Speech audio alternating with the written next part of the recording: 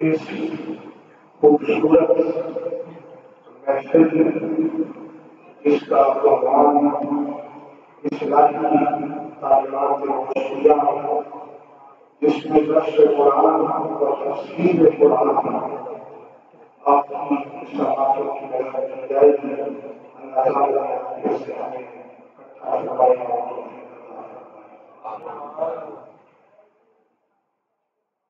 پچھلی جمعرات کو ہم نے اس سلسلے کا باقاعدہ آغاز کیا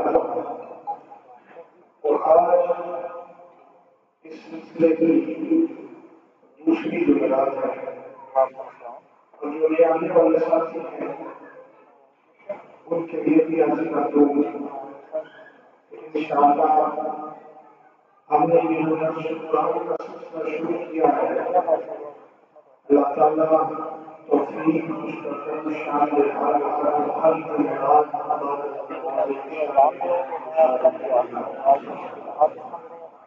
اور آپ بڑی جامع فرمائے گے اس میں بہت ساری چیزیں ایسی آئی شاید آپ کی زندگی میں کبھی سنی نہ ہو اس کے اوپر ہم نے گزشتہ گزشتہ سے تعبیر کی ہے اور ایسی ایسی باتیں جو آپ کے ایمان میں تازگی پیدا کریں گی یہ تجربات میں یہ سلسلہ انعقاد پذیر کو شوق کے ساتھ ضرور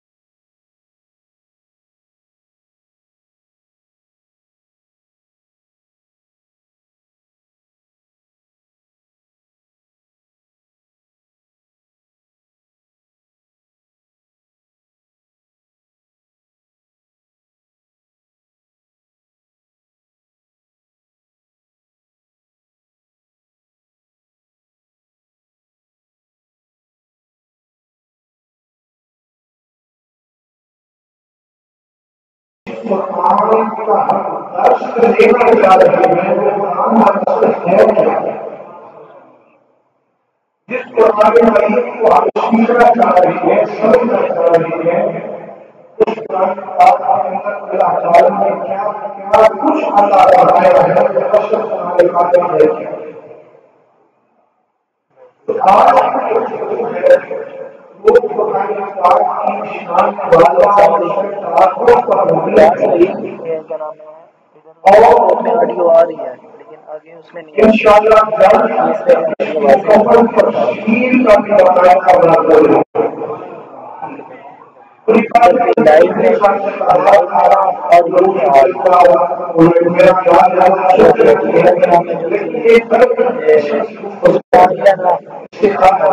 اپنی آواز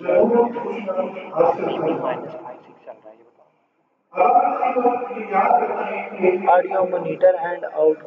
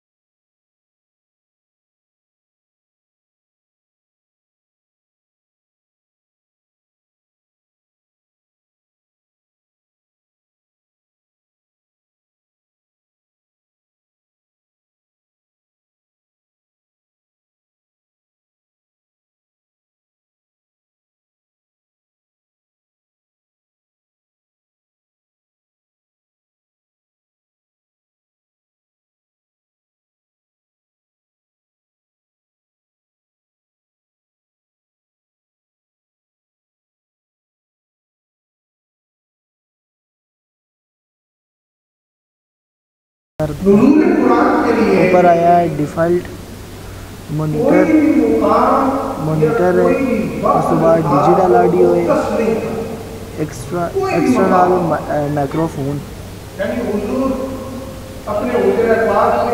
ڈیفالٹ پہ آیا مائکرو فون، ڈیجیٹل آڈیو میں تشریف فرما ہے محفل میں تب بھی قرآن نازل ہو رہا ہے، حضور سفر میں ہے تب بھی قرآن نازل ہو رہا ہے، دن میں ہے کسی محاذ پر تب بھی قرآن کا نزول ہو رہا ہے، رات میں ہے کسی تنہائی میں گوشائے تنہائی میں رب سے ہم کلام ہے تب بھی قرآن نازل ہو رہا ہے۔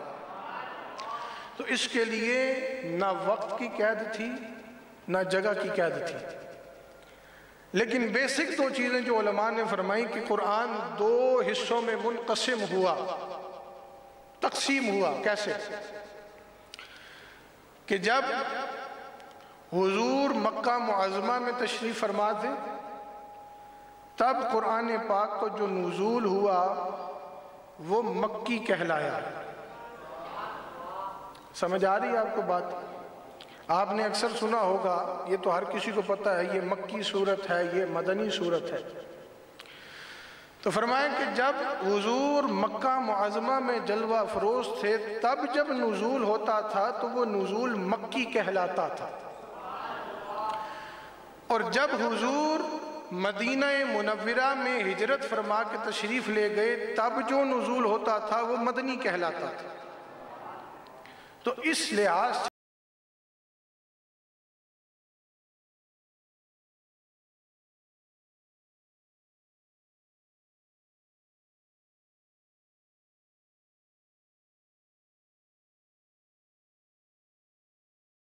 صورتیں ہیں، کتنی صورتیں ہیں؟ 114۔ یہ چیزیں چند آپ نے یاد رکھنی ہیں، یہ میرے لیے بھی ذخیرہ ہے اور ایسا ہے جو ہمیں ایمان کی حلاوت میں استقامت پیدا، جو ہمارے لیے ایک مشعل راہ ہے۔ کتنی صورتیں ہیں؟ بولیے کتنی صورتیں ہیں؟ 114 صورتیں ہیں، ان میں سے 93 صورتیں مکہ معظمہ میں نازل ہوئیں، 21 صورتیں مدینہ منورہ میں نازل ہوئیں، اور وہ جو 21 صورتیں مدینہ منورہ میں نازل ہوئیں ان کا جو وقت تھا وہ 10 سالہ قیام جو حضور نے مدینہ طیبہ میں فرمایا اس وقت میں 21 صورتیں نازل ہوئیں۔ اب جب مکہ معظمہ میں صورتیں نازل ہوتی تھیں یا آیات مکیہ نازل ہوتی تھیں تو اس میں کثرتاً ذکر جو تھا وہ سابقہ انبیاء کرام علیہم السلام اور ان کی امتوں کے احوال بیان کیے جاتے تھے۔ کیوں؟ کیونکہ مکہ میں دین کا نزول ہوا، قرآن کے نزول کی ابتدا ہوئی تو سارے مشرک تھے، کفار کا ایک جھرمٹ تھا جس میں حضور نے دین حق کی آواز کو بلند کیا۔ تو ان تمام صورتوں میں سابقہ انبیاء کرام علیہ السلام اور ان کی امتوں کا ذکر اس لیے فرمایا کہ ان لوگوں کو خبردار کیا جائے، تنبیہ کیا جائے اور ان کو خبردار کر کے دین حق کی طرف رغبت دلائی جائے کہ جس چیز کو تم مانتے ہو وہ غلط ہے، جس کو ماننا ہے وہ رب کائنات کی ذات ہے، جس میں کفر بھی ہے، شرک بھی ہے۔ ان صورتوں میں پچھلے واقعات کو بیان کیا تاکہ بتایا جائے کہ جنہوں نے انبیاء پر ایمان لایا ان کے کیا احوال تھے اور جنہوں نے انبیاء پر ایمان نہ لایا ان کے کیا احوال تھے، سبق دے کر لوگوں کے ذہنوں کو قرآن کی طرف، دین اسلام کی طرف بلایا جا رہا تھا تاکہ وہ کفر و شرک سے اجتناب کریں اور اللہ سبحانہ وتعالی و وحدہ لا شریک کی طرف رغبت کریں اور دنیا میں رہتے بھی ہوئے ایمان کی دولت اپنے سینوں میں داخل کریں اور حشر پہ بھی اور نشر پہ بھی ایمان رکھیں۔ یہ سب چیزیں مکی صورتوں میں تھیں، اور جب مکی صورتوں میں اللہ کفار کو پکارتا تھا تو کیسے پکارتا تھا؟ اللہ فرماتا تھا یا ایھا الناس،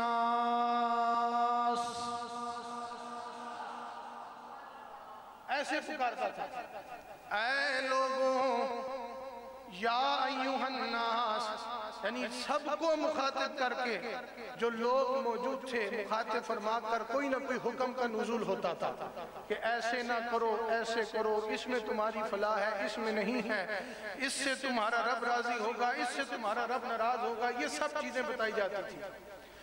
یا دوسرا طریقہ تھا، فرماتا تھا یا اہل الکتاب،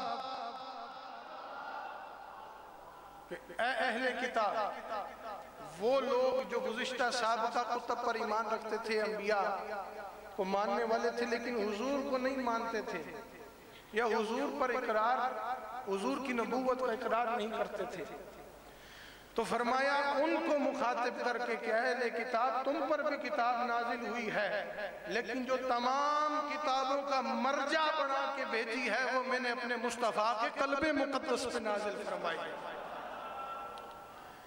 بعض جگہ پہ یا بنی آدمہ کا لفظ استعمال ہوا، یعنی یا ایھا الناس بھی فرمایا مکی صورتوں میں، کیونکہ مکہ معظمہ میں دین کی امپلیمنٹیشن ہو رہی ہے، دین کو اسٹیبلش کیا جا رہا ہے، بتایا جا رہا ہے کہ یہ غلط ہے، یہ صحیح ہے، اس غلط سے دور ہو جاؤ، اس صحیح کے قریب ہو جاؤ، تم فلاح پا جاؤ گے۔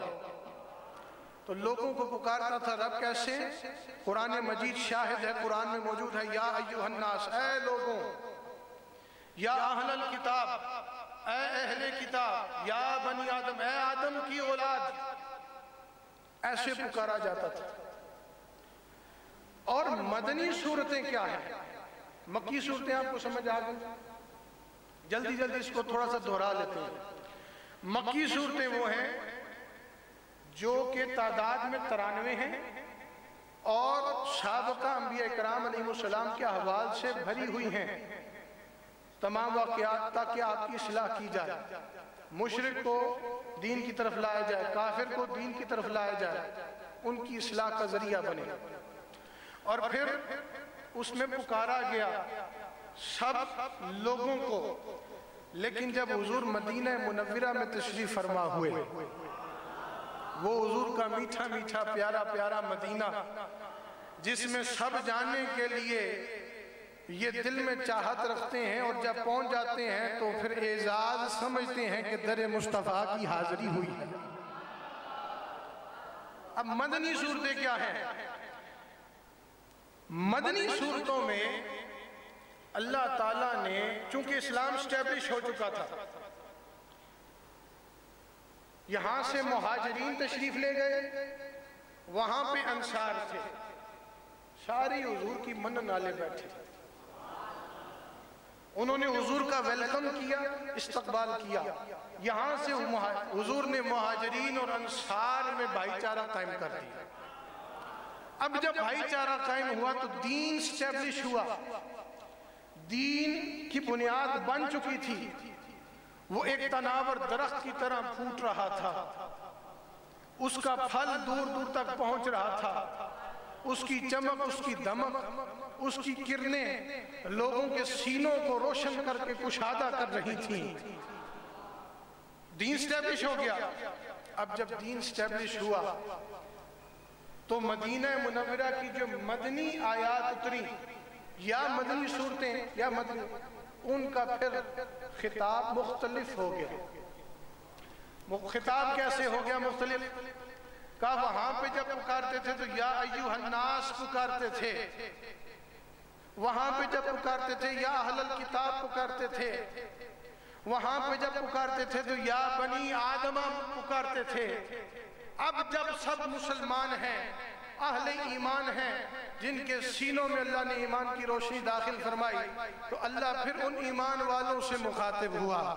تو اللہ تعالیٰ نے فرمایا اب جب مخاطب کیا تو انداز یہ ہوا یا ایھا الذین آمنوا، یہ خطاب ہو گیا اے ایمان والو۔ کیوں؟ وہاں پہ اسٹیبلش ہو رہا تھا، یہاں پہ اسٹیبلش ہو چکا تھا، وہاں پہ ابتدا تھی، یہاں پہ ابتدا ہو چکی تھی، یہاں پر دین کی کرنیں پھیل رہی تھیں، اب ایمان والے بڑھ رہے تھے۔ ایمان والے سے مراد کیا ہے؟ میں نے پچھلے جمعرات کو عرض کی تھی، شاید آپ جو آئے تھے ان کو یاد ہو کہ ایمان کی بیسک ڈیفینیشن یہ ہے کہ ایمان اس کو کہتے ہیں جو حضور کا عشق سینے میں رکھے۔ ایمان والا اس کو کہتے ہیں جو حضور کا ادب کرے۔ ایمان والا اسے کہتے ہیں جو حضور کی تعظیم کرے۔ ایمان والا اسے کہتے ہیں جو سب کچھ سے بڑھ کر حضور سے محبت کرے، وہ ایمان والا ہو گیا۔ اب ایمان والوں سے مراد یہ ہے کہ یا ایھا الذین آمنو، اے ایمان والو، یعنی پکارا کس کو جا رہا ہے؟ اے رسول کریم صلی اللہ علیہ وآلہ وسلم سے عشق اور محبت کرنے والے۔ یہ میں نے پچھلی جمعرات کو بات عرض کی تھی، شاید آپ احباب کے ذہن میں ہو۔ اب اسی بات کو آگے لے کر چلیں گے۔ اچھا، اب مدنی آیات میں جب مخاطبہ مختلف ہو گیا، انداز مخاطب مختلف ہو گیا، تو پھر اس کی تمام جتنی شرح ہے، اس کے احوال ہیں، اس کے احکامات بھی مختلف ہو گئے۔ کیسے؟ کہا کہ مکی صورتوں میں انبیاء کرام علیہ السلام اور ان کی امتوں کے احوال تھے تاکہ لوگوں کو بتایا جائے کہ پہلے یہ کچھ ہو چکا ہے، عبرت حاصل کرو، میرے مصطفیٰ کی غلامی میں آؤ، یہ بتایا گیا۔ اب غلامی میں آ گئے، اب کیا ہے؟ کہ اب مدنی صورتوں میں جو احکامات نازل ہوئے وہ مسلمانوں کے عام روزمرہ کے معاملات، ان کے احکامات، یعنی کیسے نماز پڑھنی ہے، روزہ، حج، زکوٰۃ وغیرہ، اہتمام عبادت اور اوامر و مناہی، یہ میں نے پچھلی جمعرات کو بھی ورڈ استعمال کیا تھا، وہ احکام جن پر عمل کرنا ہے اور وہ احکام جن پر عمل نہیں کرنا ہے۔ یعنی حکم دو طرح کے ہیں، ایک حکم ہوا ہے یہ کام کرو تو مسلمان کرے گا تو ثواب پائے گا، یہ ہو گیا اوامر۔ مناہی کیا ہو گئے کہ حکم ہو گیا یہ کام نہ کرو تو مسلمان اس کام سے بچے گا تو کیا ہوگا؟ ثواب پا جائے۔ دو طرح کے حکم، اس مدنی صورتوں کو تمام کا مرجع جمع کیا جائے تو یہ دو طرح کے احکامات ملتے ہیں۔ اور مخاطب کون ہے؟ ایمان والے۔ اب آپ کو اتنی بات سمجھ آ گئی؟ آئی یا نہیں آئی؟ کہہ دیجئے پھر سبحان اللہ۔ اب اس سے آگے چلتے ہیں۔ قرآن کریم کی جیسے میں نے عرض کیا کہ 114 صورتیں ہیں اور 114 صورتوں میں اللہ تعالیٰ نے اس روشن کتاب کو منقسم فرما کے ہمیں عطا کیا، 114 صورتوں میں منقسم کیا۔ پھر آیات کو دیکھا جائے تو 6666 آیات طیبہ اتاری گئی۔ جب صحابہ اکرام علیہم رضوان کا دور تھا تو انہوں نے قرآن مجید کو 7 منزلوں میں تقسیم کیا۔ ہفتے کے کتنے دن ہوتے ہیں؟ کتنے دن ہوتے ہیں؟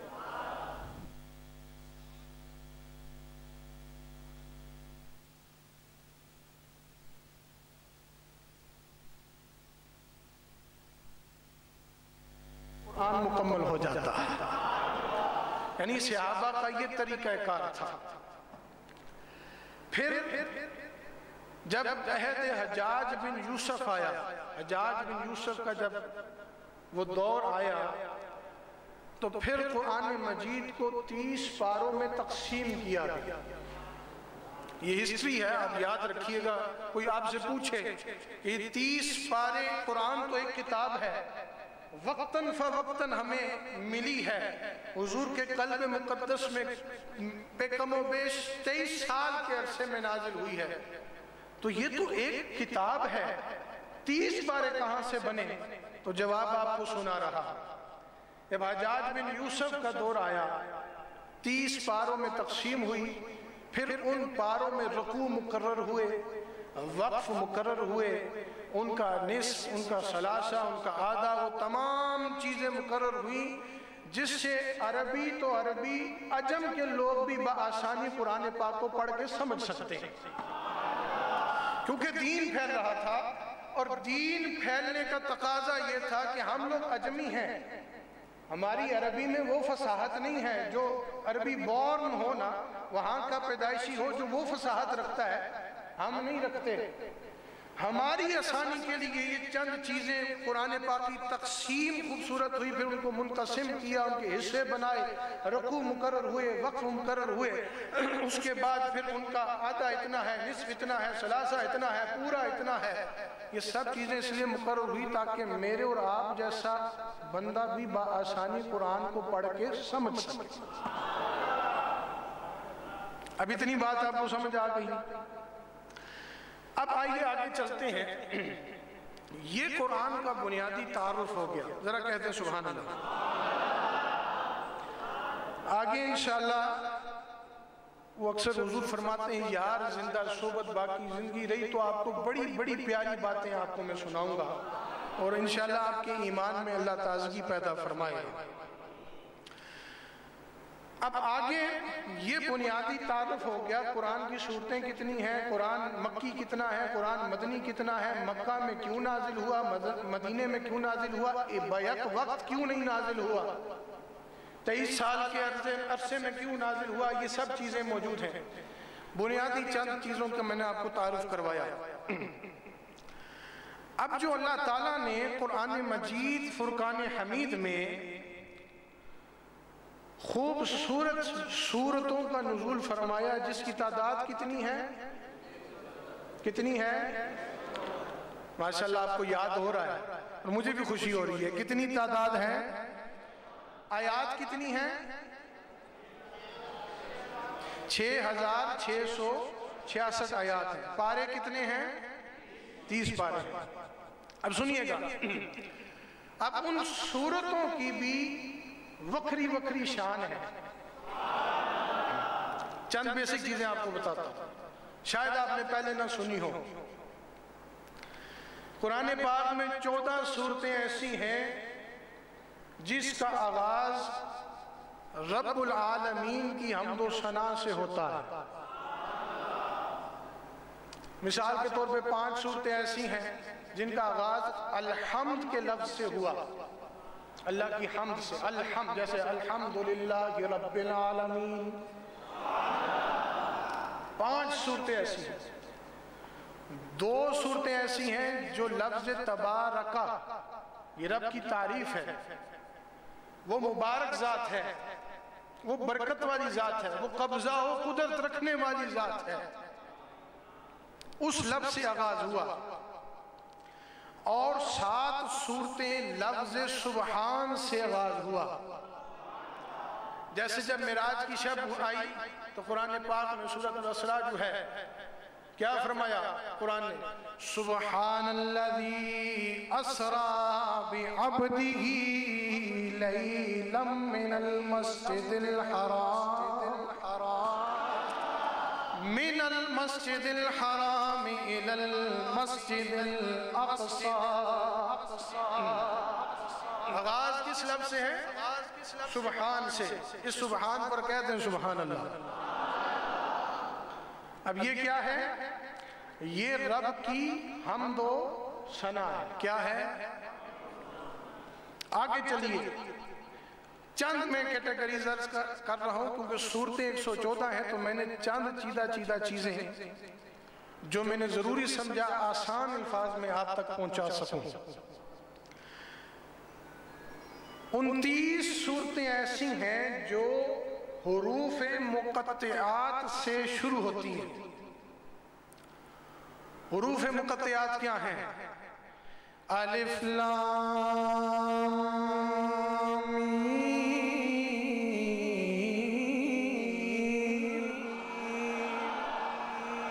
ایسے ہی فرمایا الف لام را کاف ہا صاد، پھر اسی طرح فرمایا یاسین حامیم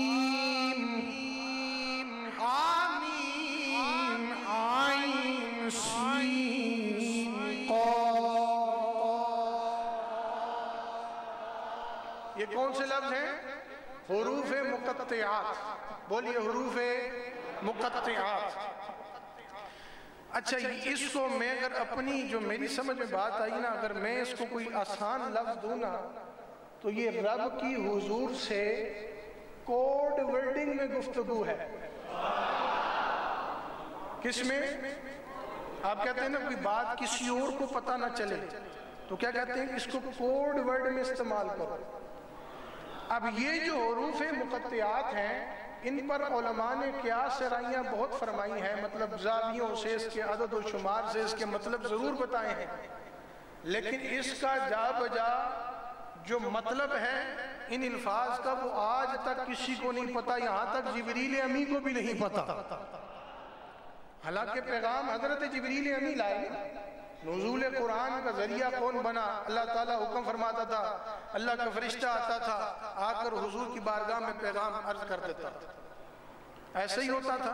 لیکن یہ وہ حروف ہیں یا اللہ جانتا ہے ان کا مطلب کیا ہے یا میرے مصطفیٰ جانتے ہیں ان کا مطلب کیا ہے۔ یہ حروف مقطعات ہیں، یہ دو چیزیں ہوں گی۔ آگے چلیے، 10 صورتیں ایسی ہیں جو بلفظ ندا سے شروع ہوئی۔ ندا کس کو کہتے ہیں؟ جیسے آپ کسی کو آواز دیتے ہیں، اے فلاں بن فلاں بات سنو، یا میں کسی کو بلاؤں گا کہ اے بندے بات سنو، اس کو کہتے ہیں ندا دینا۔ کیا دینا؟ 10 صورتیں قرآن میں ایسی ہیں جو ندا کے لفظ سے بلفظ ندا، ان میں 5 ڈائریکٹ حضور کو ندا دی گئی۔ ندا کون دیتا ہے؟ مخاطب کون ہے؟ بولیے کون ہے؟ حضور ہے۔ یہ قرآن کی شان ہے۔ دیکھیں کوئی قرآن کو حضور سے الگ نہیں کر سکتا، کوئی حضور کو قرآن سے الگ نہیں کر سکتا۔ یہ سارے کا سارا قرآن میرے حضور کی ہی تو نعت ہے۔ اب میں کسی کو بلاؤں، ہم سے آپ لوگ محبت کرتے ہیں، پیار کرتے ہیں، مرشد مانتے ہیں، ہمارے شیخ کریم جلوہ گر ہے، حضور کسی کو بلائیں، مرید سمجھتا ہے میرے بھاگ جا، کسی ڈیوٹی کے لیے بلایا، کسی کام کے لیے بلایا، لیکن کائنات کا رب جس نے ساری کائنات کو بنایا، تبارک الذی بیدہ الملک وہو علی کل شیء قدیر، وہ رب، کائنات کا رب، کائنات کے سب سے بڑے محبوب کو جب ندا کرتا ہے تو قرآن میں 5 مقام ہے۔ رب بھی سب سے بڑا، یکتا، واحد، اور اس کے علاوہ کوئی ربوبیت کے لائق نہیں، وہ ایک ہی ہے، تنہا ہے، سب سے بڑا، ہر شے سے بڑا، ہر شے اس کی قبضہ و قدرت میں ہے۔ اللہ تعالیٰ نے سب سے عظیم محبوب کو جب پکارا تو وہ حضور کو مخاطب کر رہا ہے اور ندا سے وہ سٹارٹ ہو رہی ہے۔ اس کی 2 مثالیں کیسے ملتی ہیں ہمیں قرآن مجید میں؟ قرآن مجید فرماتا ہے یا ایھا المزمل، اے چادر میں لپٹنے والے، آئے ہائے، وہ کیا راز و نیاز کی گفتگو ہوگی، اس کی تفصیل انشاءاللہ جب تفصیل شروع ہوگی آگے آئے گی، بیسک بات میں نے بتا دی۔ پھر دوسری جگہ پہ رب تعالیٰ نے ارشاد فرمایا یا ایھا المدثر، اے کملی اوڑھنے والے، ایک جگہ پہ فرمایا کملی اوڑھنے والے، ایک جگہ پہ فرمایا چادر میں لپٹے ہوئے، کیونکہ جب حضور نے پہلی وحی آئی نا غار حرا میں تو حضور کی کیفیت میں ایک اضطراب تھا، آپ کا پیشانی مبارک آپ کے پسینے پاک کے خوبصورت موتیوں سے چمک رہا تھا، تو اس کیفیت میں حضور نے جب حضرت خدیجہ الکبریٰ رضی اللہ تعالی عنہا کو فرمایا کہ میں غار میں تھا، ایک فرشتے کی آواز آئی اور کہا اقرأ بسم ربک الذی خلق، جس میں میں نے پچھلی جمعرات کو گفتگو کی ہے. اقرأ پڑھیے اپنے رب کے حکم سے. تو آپ کی کیفیت ایک ایسی ہوئی کہ آپ نے فرمایا مجھے چادر لپیٹ دو. جب حضور نے چادر کو لپیٹا تو پھر قرآن بولا یا ایھا المدثر. قرآن ندا کر رہا ہے اے چادر میں لپٹے ہوئے پیارے آقا، کملی والے آقا. کملی والے کیوں کہتے ہیں؟ یا ایھا المزمل، یا ایھا المدثر، چادر میں لپٹے ہوئے، کملی کو اوڑے ہوئے. کتنی خوبصورت گفتگو ہے جو اللہ ندا کر رہا ہے اپنے محبوب کے لیے. اچھا، اس کے علاوہ 5 صورتوں میں امت مرحومہ کے لیے ندا ہے، جیسے یا ایھا الذین آمنوا، یہ بھی ندا ہے، اے ایمان والو، یہ بھی لفظ ندا ہے. اچھا آگے چلیے. 15 صورتیں ایسی ہیں کہ جن کی ابتدا قسم کے ساتھ ہوئی، لفظ قسم کے ساتھ. جیسے کسی چیز کی قسم کھا لینا، کوئی معاملہ ہو بندہ کہتا ہے میں اس کی قسم کھاتا ہوں، میں اس کی قسم کھاتا ہوں. لیکن جب رب قسم کھا رہا ہو، لفظ قسم کے ساتھ شروع ہوا. اور کیسے شروع فرمایا؟ اللہ تعالیٰ ارشاد فرماتا ہے وَالضُّحَىٰ، قسم ہے اس چمکتے سورج کی، آفتاب کی، قسم ہے چاشت کے وقت کی. پھر فرمایا، پھر قسم اٹھائی، فرمایا وَاللَّيْلِ، قسم ہے رات کی جب وہ چھا جائے.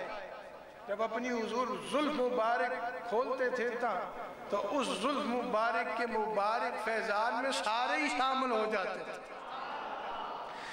پھر جیسے فرمایا وَالتِّينِ، قسم ہے انجیر کی، والعصر، قسم ہے زمانے کی. یہ اللہ تعالیٰ نے جہاں پہ قسم اٹھا کر سورتوں کا آغاز فرمایا، یہ سب چیزیں کیٹیگریز میں ڈیوائیڈ ہو گئی ہیں. قسم کھا کر وہ 15 صورتیں ہیں. کتنی؟ 15 صورتیں ہیں. اب آگے چلیے. 7 صورتیں ایسی ہیں، 7 صورتیں ایسی ہیں جن میں اللہ رب ذوالجلال نے حرف شرط سے آغاز فرمایا. جیسے ارشاد فرمایا اِذَا زُلْزِلَتِ الْأَرْضُ زِلْزَالَهَا، جب، یہ حرف شرط ہے، جب زمین خوب زور سے ہلا دی جائے گی، زلزلہ آئے، جب، شرط ہے. پھر جیسے فرمایا اِذَا جَاءَ نَصْرُ اللَّهِ وَالْفَتْحُ، جب اللہ کی مدد آ پہنچی اور فتح حاصل ہو گئی. جب اللہ کی مدد، یعنی کہ فتح بھی تب حاصل نہیں ہوتی جب تک اللہ کی مدد نہ ہو. یعنی شرط یہ ہے کہ اللہ کی مدد ہوگی تو فتح ہوگی. شرط یہ ہے کہ اللہ چاہے گا تو زمین جھنجھوڑی جائے گی. شرط اس کی ربوبیت، اس کی قدرت، اس کے تصرف کی ہے. فرمایا ہمارے بغیر کچھ بھی نہیں ہے. اللہ نے اس کائنات کو تخلیق فرمایا اور اپنی ربوبیت کے اظہار کو اللہ نے حرف شرط میں ظاہر فرما دیا کہ ہر چیز پہ قبضہ اور قدرت اگر کسی ذات کا ہے تو وہ کون سی ذات ہے؟ بولیے کون سی ذات ہے؟ اللہ تعالیٰ کی ذات ہے. اب اس کی آخری کیٹیگری، ویسے تو یہ ساری بہت ساری کیٹیگریز ہیں، مین میں باتیں ہیں. آخری کیٹیگری کیا ہے؟ سنیے گا. 6 صورتیں ایسی ہیں جو صیغہ امر سے شروع ہوتی ہیں. امر کہتے ہیں حکم کو. حکم کس کو کیا؟ مخاطب کون ہے؟ کریم آقا علیہ السلام، میرے اور آپ کے آقا صلی اللہ تعالی علیہ وسلم، جب حضور کا نام ہے درود ضرور پڑھا کریں. یہ وہ شخص کی بدبختی ہوتی ہے حضور کے نام پر درود نہ پڑھے. صیغہ امر سے شروع ہوئی کتنی صورتیں؟ 6 صورتیں، جن کی مثال ہمیں ایسے ملتی ہے کہ قرآن پاک فرماتا ہے قُلْ يَا أَيُّهَا الْكَافِرُونَ.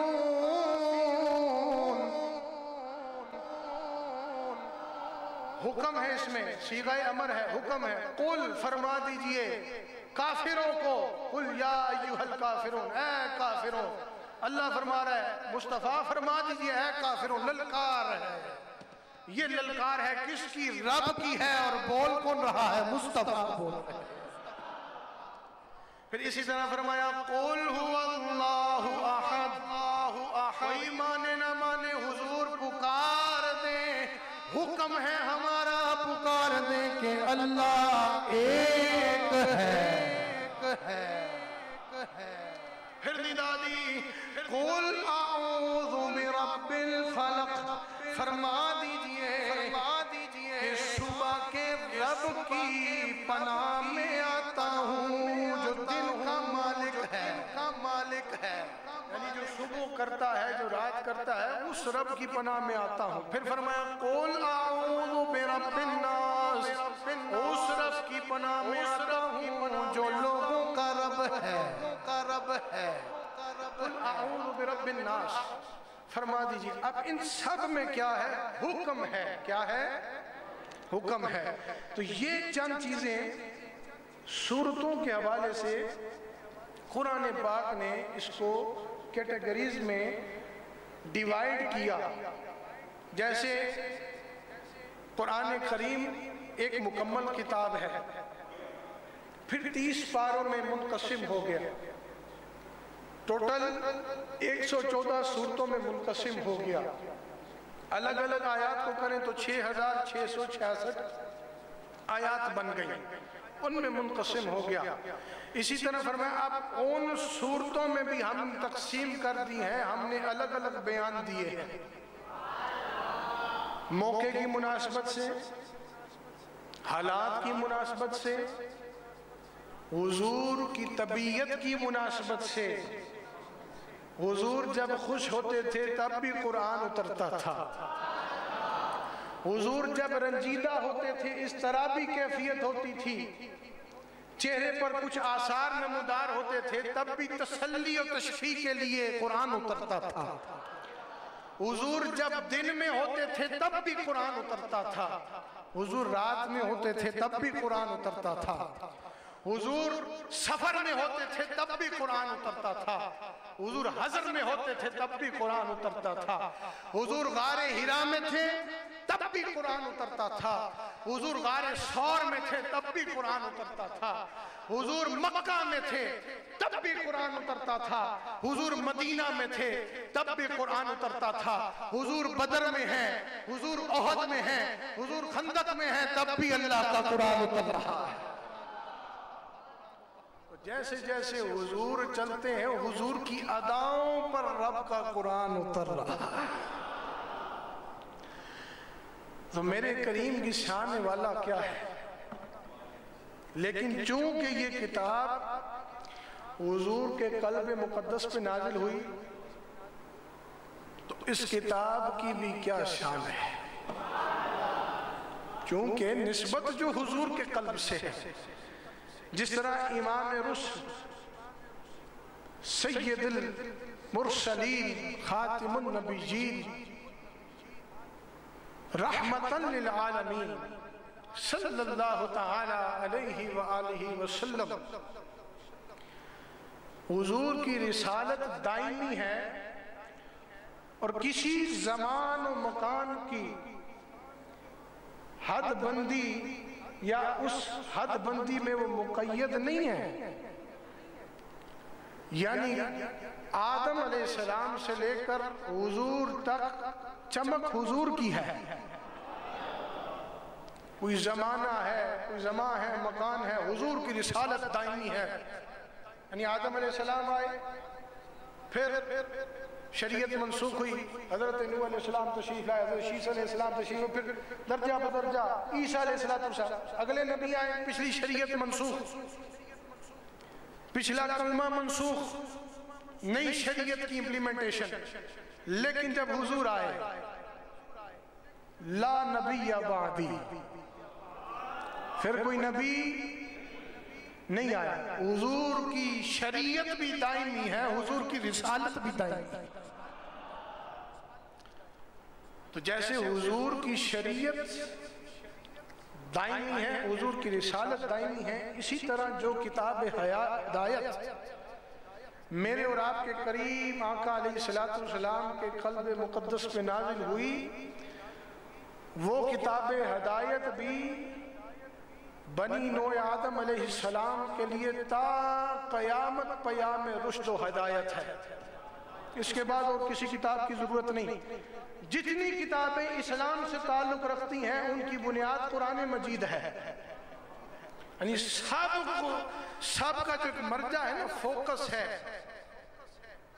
سب کتابوں کا، جن میں محدثین نے کتابیں لکھی، مفسرین نے تفسیر لکھی، اسلامی کتب ہیں۔ آپ کوئی بھی اسلامی لٹریچر اٹھا کے دیکھیں، قرآن کے بغیر مکمل ہی نہیں ہے۔ دراصل قرآن ایک مکمل ضابطہ حیات ہے۔ تو جیسے حضور کی تشریف آوری کے بعد کسی اور نبی اور رسول کی ضرورت نہیں رہی، ایسے ہی یہ کتاب بھی خاتم الکتب ہے، اس کے آنے کے بعد اور کسی کتاب کی ضرورت نہیں رہی۔ یہ کتاب ہے۔ میں اختتام کی طرف بڑھ رہا ہوں۔ اچھا، آپ نے سنا ہے، بچہ جانتا ہے، اللہ تعالیٰ کے اسماء پاک 99 ہیں۔ کتنے ہیں؟ جس طرح اللہ تعالیٰ کے نام اسماء پاک 99 ہیں نا، تو لگ بھگ قرآن مجید کے بھی کچھ نام ہیں۔ ہم تو قرآن مجید پکارتے ہیں نا، مشہور نام یہی ہے، لیکن قرآن نے خود اپنے اندر اپنے ناموں کو سمویا ہے، اور جگہ جگہ مختلف مواقع کی مناسبت سے قرآن نے بتایا ہے کہ مجھے یہ بھی کہتے ہیں، مجھے یہ بھی کہتے ہیں، یعنی اپنا تعارف خود بیان فرما رہا ہے۔ کیسے؟ ارشاد فرمایا کہ جیسے اللہ تعالیٰ کے نام 99 ہیں، ویسے ہی قرآن مجید فرقان حمید کے بھی بہت سارے نام ہیں، جس میں بیسک 3 4 5 نام میں آپ کو بتا دیتا ہوں۔ وہ نام کیا ہیں؟ الکتاب ایک نام کیا ہے؟ بولیے، کیسے پتا چلا؟ الف لام میم ذالک الکتاب لا ریب فیہ۔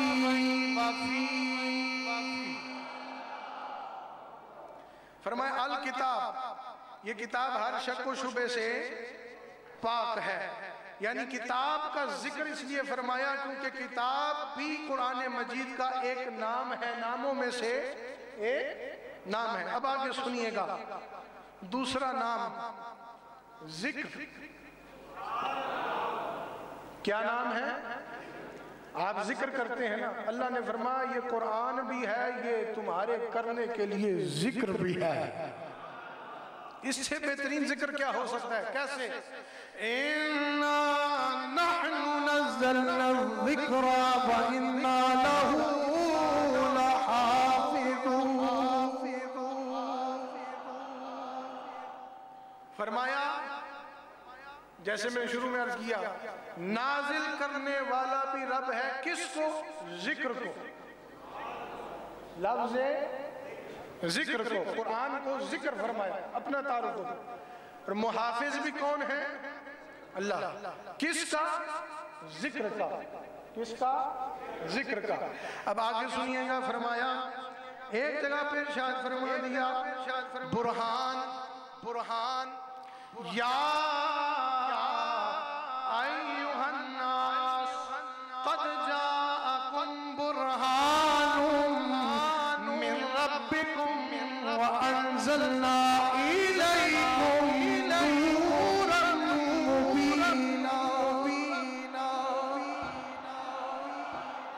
واضح برہان فرما دیا. کیا فرمایا؟ اے لوگوں، بے شک تمہارے پاس رب کی جانب سے برہان آیا. برہان سے مراد کھلی دلیل آ گئی. رب نے کیا فرمایا؟ کھلی. اب تم نے اگر غیر مسلموں کو ٹیکل کرنا ہے، کفار سے مناظرے کرنے ہیں، کسی کو بد دین کو دین پر لانا ہے، جب مناظرہ کرو گے تو تمہارے پاس دلیل کیا ہے؟ قرآن ہے. کیا ہے؟ تم قرآن سے اس کو قائل کرو گے، جیسے مکی صورتوں میں میرے مصطفیٰ نے کفار کو قائل فرمایا. تو کیا فرمایا؟ یا ایھا الناس قد جاءکم برہان من ربکم وانزلنا الیکم نورا مبینا.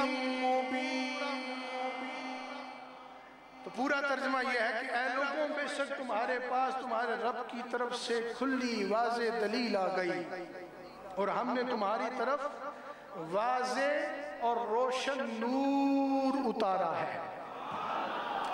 تو یہاں پہ علماء نے فرمایا اس نور سے مراد یا تو حضور ہیں یا قرآن مجید ہے. دونوں بات پر علماء نے اتفاق کیا ہے. فرمایا اگر حضور کو مراد لیا جائے تو یقیناً حضور نور علی نور ہیں، اور اگر قرآن کو نور بھی بولا جائے تو غلط نہیں ہے، کیونکہ حضور کے نور والے قلب پہ اللہ نے روشن نور اتارا ہے.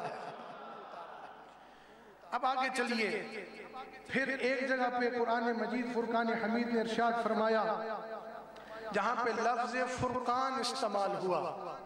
جیسے آپ قرآن بولتے ہیں نا، لفظ فرقان کیا لفظ ہے؟ سنیے گا، اللہ تعالیٰ قرآن مجید میں ارشاد فرماتا ہے تبارک الذی نزل الفرقان علی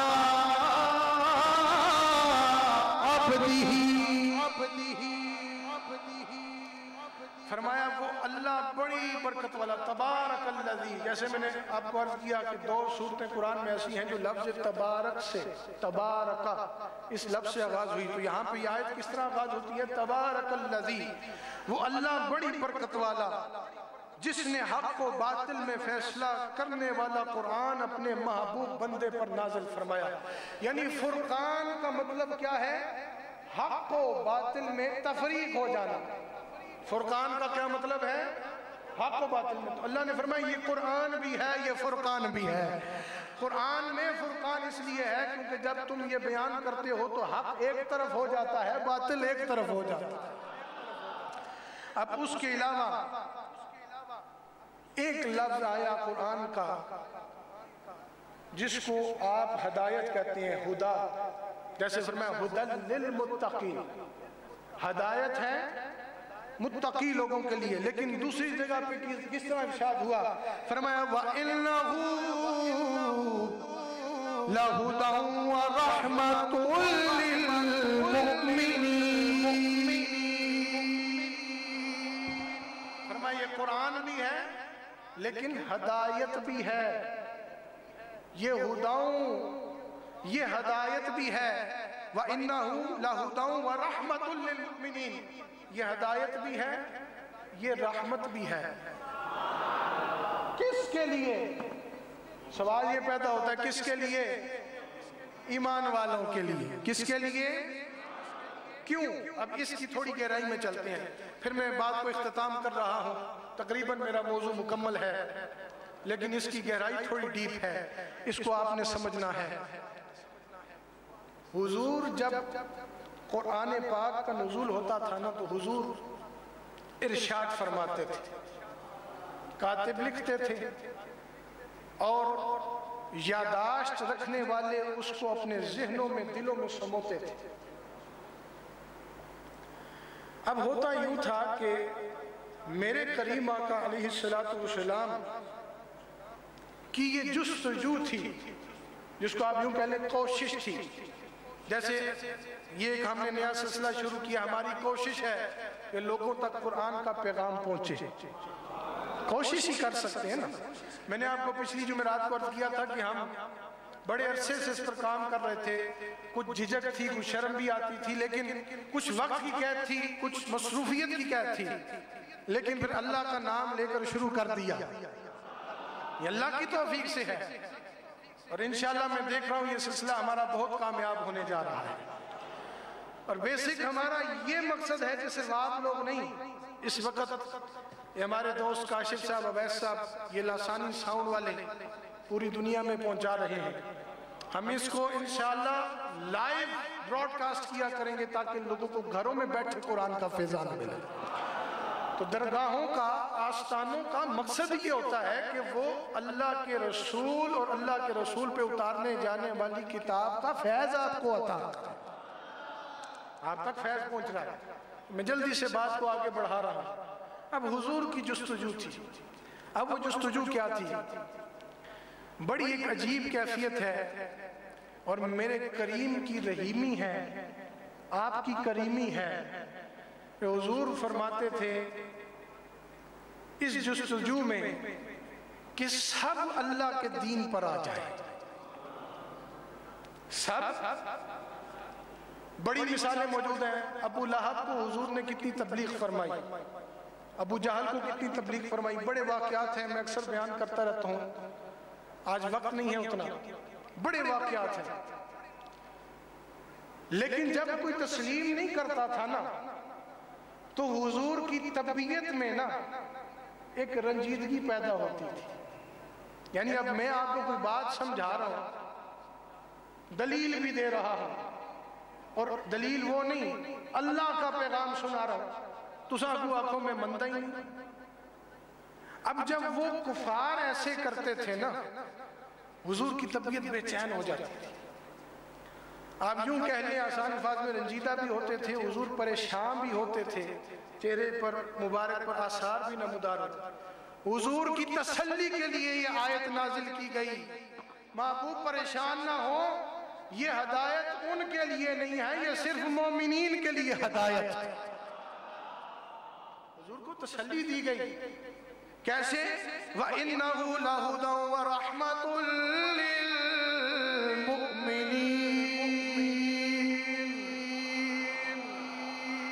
کیا فرمایا؟ کہ حضور آپ پریشان نہ ہو، آپ اپنا کام مکمل فرما رہے ہیں۔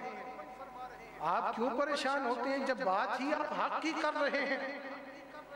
آپ حق پر ہیں تو رب اس کے ساتھ ہوتا ہے جو حق پر ہوتا ہے، تو آپ کا رب کائنات آپ کے ساتھ ہے، تو کوئی مانے نہ مانے چھوڑ دیں، پریشان نہ ہو، کیونکہ یہ ہدایت سب کو نصیب نہیں ہوتی ہے تو یہ پیام رشد و ہدایت پوری انسانیت کے لیے، جیسے ایک مقام پہ فرمایا ہدی للناس، سب لوگوں کے لیے ہدایت ہے، لیکن اللہ تعالیٰ نے جب اس کی شریعتاً میں شرع فرمائی تو فرمایا ہدی للمتقین، ایک جگہ پہ فرمایا، پھر فرمایا یہ رحمت بھی ہے، ہدایت بھی ہے، کن کے لیے؟ مومنین کے لیے۔ فرمایا حضور ہدایت تو ساری انسانیت کے لیے ہے، لیکن ملے گی ان کو جن کا سینہ آپ کی عشق سے کشادہ ہوگا، جن کا سینہ آپ کے عشق سے کشادہ ہوگا، جو آپ کا ادب کریں گے۔ یعنی ہدایت مشروط ہو گئی حضور کی محبت سے، حضور کی محبت نہیں تو پھر جاؤ ہدایت بھی نہیں، حضور کا عشق نہیں، رحمت بھی نہیں، کچھ بھی نہیں۔ اللہ نے فرمایا سب کچھ مل جائے گا، پہلے حضور کے ہو جاؤ۔ سب حضور کی تسلی و تشفیع فرمائی، اور پھر اللہ تعالیٰ نے ایک مقام پہ فرمایا، ایک طویل آیت ہے، میں ترجمہ اس کا بیان کر دیتا ہوں، ایک مقام اس کا ماخذ، ترجمہ بھی نہیں ماخذ بیان کر دیتا ہوں۔ اللہ تعالیٰ نے فرمایا تم یہ سمجھتے ہو تمہاری چھوٹ ہو جائے گی، ہم کچھ جج نہیں کر رہے، ہم سب دیکھ رہے ہیں، ہم سب دیکھ رہے ہیں، ہمیں پتہ ہے کون ایمان لایا ہے، کون بے ہدایتہ ہو گیا ہے، کوئی کون بے ایمان ہو گیا ہے، کون ایمان والا ہو گیا ہے، کس نے میرے مصطفیٰ سے وفا کی ہے اور کس نے نہیں کی ہے، سب دیکھ رہے ہیں۔ روز محشر یہ گلہ نہ کرنا کہ پری ججمنٹ ہو گئی، ہمارے فیصلے پری ججمنٹ نہیں ہوتے، پری ججمنٹ سے مراد عدل خام، یعنی ایسا فیصلہ کہ بغیر ثبوتوں کے فیصلہ سنا دو، ایسا فیصلہ کہ سامنے کوئی چیز ہی نہیں تو جج صاحب فیصلہ سنا دے۔ فرمایا ہم ویسے جج نہیں ہیں، ہم پری ججمنٹ فیصلے نہیں کرتے. ہمیں پتا ہے کہ تم سوتے کتنا ہو, تم جاگتے کتنا ہو. ہمیں پتا ہے تم کھاتے کتنا ہو, تم پیتے کتنا ہو. ہمیں پتا ہے تمہارے دل میں ایمان کی حلاوت کتنی ہے, تم کتنے ایمان والے ہو, تم کتنے بے ایمان ہو, تم کتنا حضور کا ادب کرتے ہو, تم کتنی تعظیم کرتے ہو, تم کتنا عشق کرتے ہو, کتنا پیار کرتے ہو. میں رب کائنات سب جانتا ہوں. اس سارے فرمان میں حضور کو تسلی دی گئی, حضور آپ پریشان نہ ہوا کریں, آپ کا رب آپ سے راضی ہے, آپ حق پر ہیں اور رب حق کے ساتھ ہے. گویا رب آپ کے ساتھ ہے. جب آپ بے چین ہوتے ہیں تو خدا کی خدائی بے چین ہوتی ہے. ایسے آپ بے چین نہ ہوا کریں. کوئی نہیں مانتا تو چھوڑ دیں. اب چونکہ خونی رشتہ تھا نا, ایک ذاتی خونی رشتہ تھا, ابو لہب کا بھی ابو جہل کا بھی, تو حضور کی کوشش رہی ہمیشہ, ایک مرتبہ نہیں, حضور نے بڑی دفعہ تنہائیوں میں جا کر بھی ان کو اسلام کا پیغام دیا. بس کان بند تھے, آنکھوں میں پردے تھے, ان کو نہیں سمجھ آئی, کفر میں مرے. تو حضور کی پھر طبیعت رنجیدہ ہوتی تھی. کس لیے؟ چونکہ حضور چاہتے تھے اللہ کا دین غالب آ جائے, ہر کوئی رب کو ماننے والا ہو جائے. لیکن کچھ چیزیں ایسی ہوتی ہیں جو اللہ کی مصلحت میں شامل ہوتی ہیں. آج اگر کوئی نہیں مانتا تو اس سے کم از کم ہمارے ایمان میں استقامت ضرور پیدا ہوتی ہے کہ وہ نہیں مانتے, اللہ کا شکر ہے ہم تو مانتے ہیں. ایک تازگی تو پیدا ہوتی ہے. تو میں عرض کر رہا تھا کہ قرآن مجید فرقان حمید کے مختلف نام ہیں, اور میں نے آپ کو کیا نام بتایا ہے؟ الکتاب. کیا بتایا؟ دوسرا کیا بتایا؟ ذکر. ماشاءاللہ آپ یاد کر رہے ہیں, آپ کو فائدہ ہوگا. کیا بتایا؟ ذکر. تیسرا کیا بتایا؟ برہان. چوتھا کیا بتایا؟ فرقان. پانچواں کیا بتایا؟ ہدایت. ہدی للمتقین, یہ متقین کے لیے ہدایت ہے, متقین لوگوں کے لیے ہدایت ہے. اب آ جائیں, ایک اور نام ہے, اور وہ نام بڑا عظیم نام ہے, اور وہ نام ہے شفا. یعنی قرآن مجید فرقان حمید برہان رشید جو ہے وہ صرف کتاب نہیں ہے, وہ صرف ذکر نہیں ہے, وہ صرف ہدایت نہیں ہے, وہ صرف فرقان نہیں ہے. یعنی فرقان سے مراد کیا تھا؟ حق و باطل کی, یہ بھی یاد رکھیں, فرقان سے مراد کیا تھا؟ حق و باطل کی تفریق ہو جانا. اور برہان سے مراد کیا تھا؟ واضح دلیل, کھلی دلیل. کہا یہ صرف دلیل نہیں ہے, یہ آپ کے لیے صرف اور صرف ہدایت نہیں ہے, یہ آپ کے لیے صرف اور صرف رحمت نہیں ہے, بلکہ یہ ذکر کے ساتھ ساتھ جب پڑھتے ہو تو تمہارے لیے شفا بھی ہے. اور جب اللہ تعالیٰ نے شفا کا ذکر فرمایا تو سارے قرآن مجید فرقان حمید کی وہ عظیم بات کو ذکر فرمایا. فرمایا اب ہم نے اس کو شفا میں تقسیم کیا ہے. یعنی کوئی آپ کی بیماری ہے, کوئی آپ کو پریشانی آ جاتی ہے, آپ اپنے شیخ کامل کی بارگاہ میں آتے ہیں, آپ پوچھتے ہیں کہ یہ بیماری آ گئی ہے تو کوئی وظیفہ دے دیں. تو وظیفہ بھی تو دراصل قرآن سے ہی نکالا جاتا ہے, یہ اللہ کے اسماء پاک سے نکالا جاتا ہے, اس کے اسماء عظیم سے نکالا جاتا ہے. تو جب کسی خاص چیز کے لیے جس کا تعلق بیماری سے ہو اور آپ کو شفا چاہیے ہو, آپ پوچھتے ہیں تو قرآن کی آیت پڑھتے ہیں, اللہ آپ کو شفا بھی عطا فرما دیتا ہے. تو فرمایا الکتاب بھی ہے, ذکر بھی ہے, برہان بھی ہے, فرقان بھی ہے, اور یہ آپ کے لیے شفا بھی ہے. اور میں اختتام کی طرف بڑھ رہا ہوں, آخری یہ چند منٹوں کی گفتگو ہے. اب اس کی آگے اس کی بیس کو اگر لے کر چلیں تو کیا بات ہمیں سمجھ آئی؟ اللہ تعالیٰ ارشاد فرماتا ہے کہ ہم نے تمہیں قرآن دیا، تمہیں فرقان دیا، تمہیں برہان دیا، تمہیں ہدایت نصیب فرمائی، تمہیں رحمت عطا کی ہے۔ اب جب سب کچھ یہ دے دیا ہے تو یہ بھی سمجھو کہ یہ کب اور کیسے دیا ہے، کب اور کیسے دیا ہے۔ اب قرآن مجید فرقان حمید ارشاد فرماتا ہے بل ہوا قرآن مجید فی لوح محفوظ۔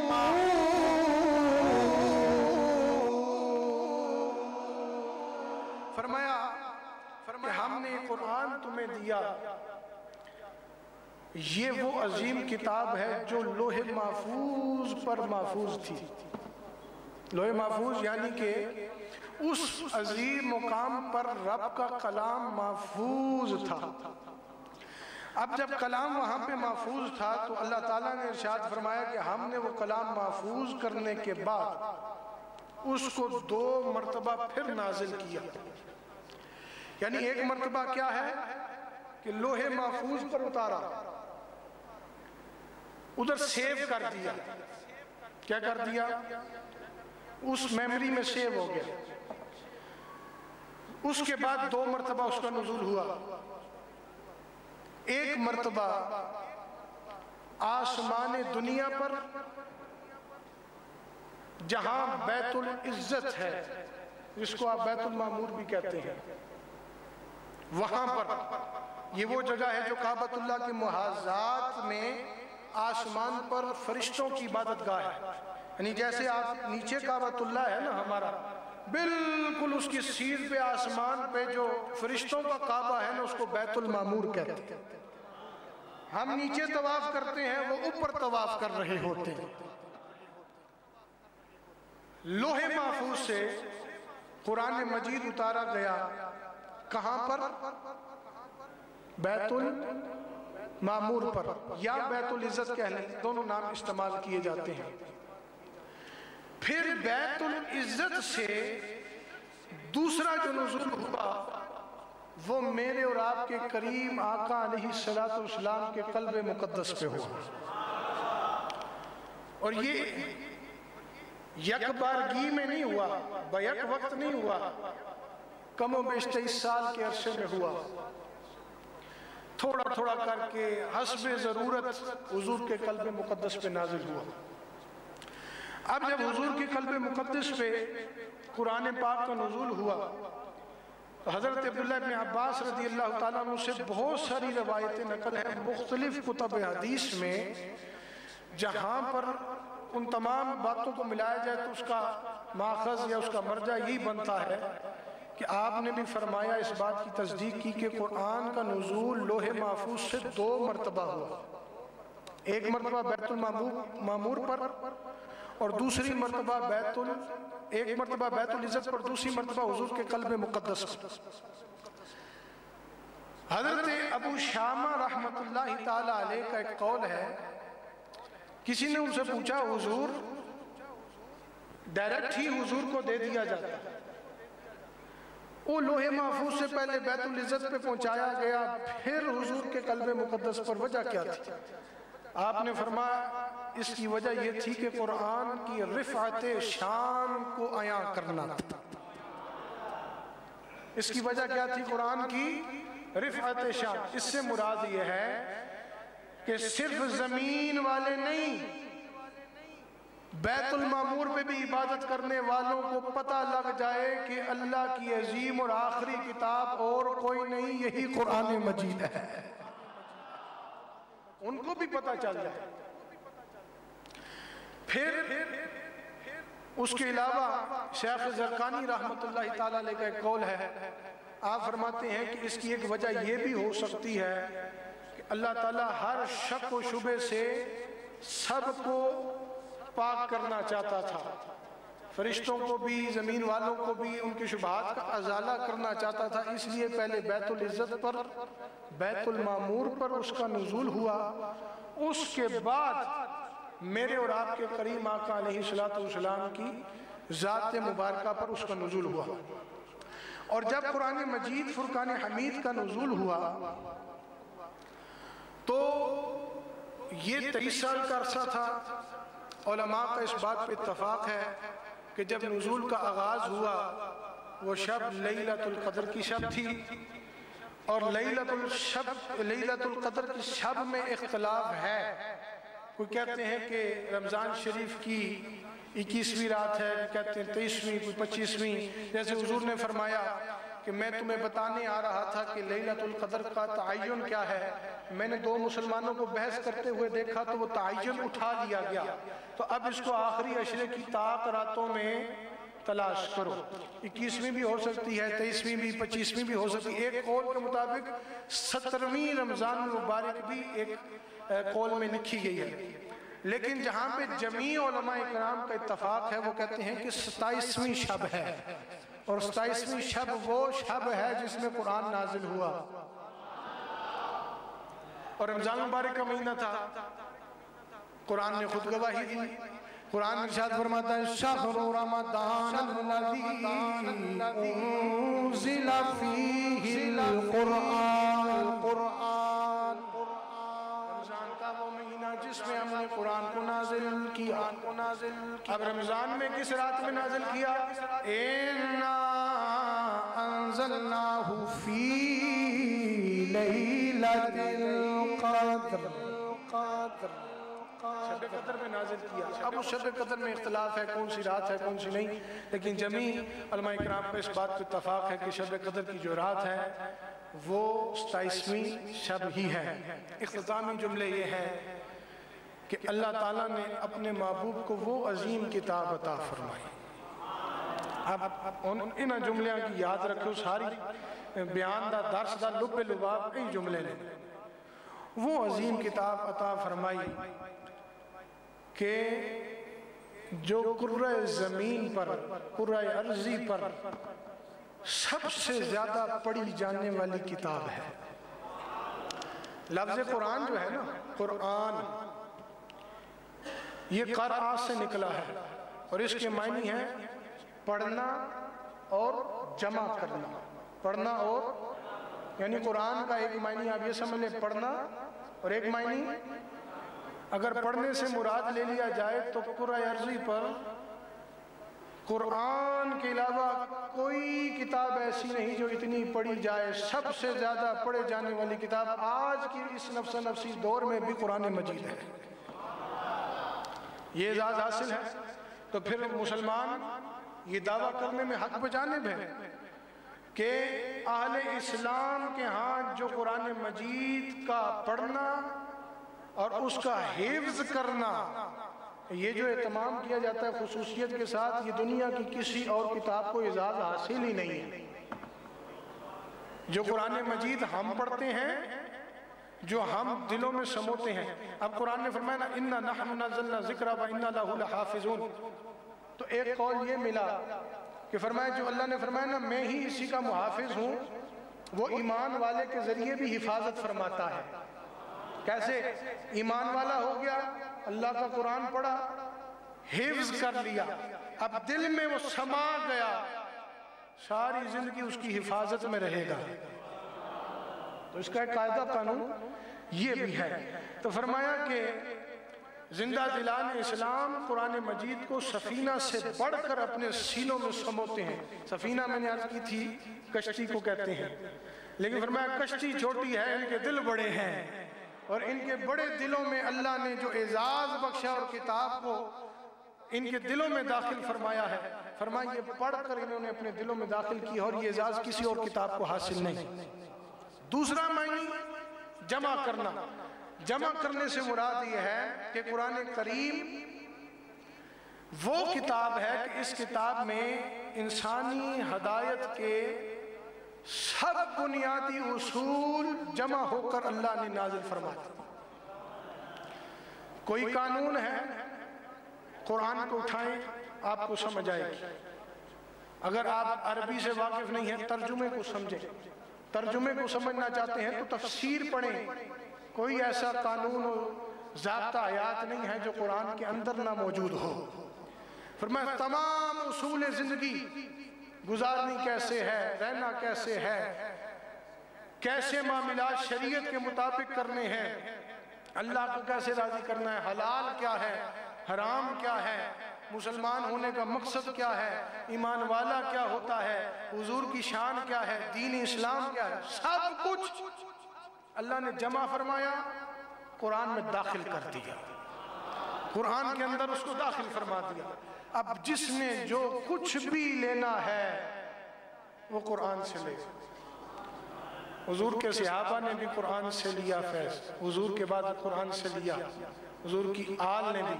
اسی لیے تو حضور نے فرمایا تھا دو چیزوں کو چھوڑ کر جا رہا ہوں، ایک کتاب اللہ اور دوسرا اطرت رسول اللہ۔ دونوں چیزیں ہیں۔ کتاب اللہ کی اہمیت وہاں پر ہی اجاگر ہو گئی کہ تمہیں میرے بعد اب اگر کسی مشکل میں تم آ جاؤ، کوئی مشکل پیش آ جائے، کہیں تمہیں جاننے کی ضرورت نہیں ہے، قرآن کو کھول کے پڑھو، تمہاری رہنمائی کر دے گا۔ یہ وہ عظیم کتاب ہے۔ تو میرے دوستوں، میرے ساتھیوں، میرے سنگیوں، بہت خوشی ہوئی ہے کہ آج آپ اس تعداد میں ہمارے پاس آئے ہیں، اس درس کو آپ نے سماعت فرمایا ہے۔ آج چونکہ شب 11ویں شریف بھی ہے، کچھ دور سے قافلے بھی آئے ہیں، تو آج کی گفتگو تھوڑی میری طویل ہو گئی، لیکن عمومی طور پہ 25 سے 30 منٹ کا اس کا ہم نے کرائٹیریا رکھا ہوا ہے ٹائم کا۔ تو اللہ تعالیٰ میری اور آپ کی حاضری کو اپنی بارگاہ میں قبول فرمائے۔ ضرور اس گفتگو کو آپ نے سٹیپ بائی سٹیپ سننا ہے۔ جو لوگ دور سے آئے ہیں ان کے لیے آج کل یہ بڑا جدید دور ہے، یہ آپ کے سامنے لائیو جا رہی ہے، کوئی ایسی چیز نہیں ہے جو آپ تک پہنچ نہ سکے۔ تو آپ گھروں میں بیٹھ کے اس درس کو ضرور ہر جمعرات کو سماعت فرمائیں، اور جو لوگ قرب و جوار کے ہیں، یہ گھروں میں بیٹھے دیکھ رہے ہیں، جو ہمارے پنڈی شہر کے ہیں، ان کو بھی گزارش کروں گا وقت ہو ضرور تشریف لائیں، اپنے موبائل فونز میں ریکارڈنگ کریں، لوگوں تک پہنچائیں اور اس پیغام کو عام کریں، اپنے سوشل میڈیا کے اوپر اس کو اپلوڈ کریں۔ اس سے آپ کو بھی بڑا فائدہ ہوگا اور آگے آپ کی نسلوں کو بھی بڑا فائدہ ہو جائے گا۔ یہ ذخیرہ ہم جمع کر رہے ہیں اور انشاءاللہ اگر اللہ تعالیٰ نے چاہا تو اس ذخیرے کو ہمیں کتابی شکل میں بھی لے آئیں گے انشاءاللہ۔ تو اللہ تعالیٰ میرا اور آپ کا حامی و ناصر ہو۔ ابھی ہم مختصر سی دعا کریں گے، دعا کے بعد اندر دربار شریف میں گوشہ ذکر میں سرکار تشریف فرما ہوں گے۔ جو ساتھی ملاقات کرنا چاہیں وہ سرکار سے ملاقات فرمائیں گے، اور صبح انشاءاللہ محفل 11ویں شریف انعقاد پذیر ہوگی۔ صبح 10 بجے پہلی نشست کا آغاز ہوگا، تقریباً 11:15 بجے اس کی دعا ہوگی، پھر دوسری نشست جمعۃ المبارک کے لیے جب میں خطاب کے لیے آتا ہوں یہاں پہ آغاز ہوگا۔ اللہ تعالیٰ اس کی بھی دائمی برکتیں آپ کو عطا فرمائے۔ وآخر دعوانا ان الحمدللہ رب العالمین، آمین۔ بسم اللہ الرحمن الرحیم۔ اللہم صلی علی سیدنا مولانا محمد وعلا آل سیدنا مولانا محمد وبارک وسلم علیہ۔ الہ العالمین، پروردگار عالم، یہ ہم نے جو درس قرآن و تفسیر قرآن کا سلسلہ اس عنوان پہ شروع کیا کہ اصلاحی تعلیمات غوثیہ لوگوں تک پہنچ سکیں، لوگوں کی اصلاح ہو سکے، لوگ اس سے فیض یاب ہو سکیں، مولا اس ہمارے اس معاملے کو اپنی بارگاہ میں قبولیت کا درجہ عطا فرما، اور اس میں ہمیں دن دگنی رات چگنی ترقی کے ساتھ کامیابی عطا فرما۔ جو لوگ آئے ہیں بیٹھے ہیں سنا ہے، مولا سب کو حضور کا اور قرآن پاک کا فیضان عطا فرما۔ مولا کریم ہم سب پہ اپنا خاص فضل فرما، سب پہ اپنا خاص کرم فرما۔ میرے مرشد کریم سخی لجپال کو صحت کاملہ، دراز عمر بالخیر نصیب فرما، اور جو لوگ کنٹینیوزلی ہمارے ساتھ شامل رہے اس درس کے اندر، انہوں نے سماعت فرمایا، مولا ان کو گھروں میں بھی اس کی سمجھ اور اس کا فیضان عطا فرما۔ وصلی اللہ تعالی علی رسول خیر خلقہ سیدنا مولانا محمد وعلی آلہ وصحبہ اجمعین برحمتک یا ارحم الراحمین۔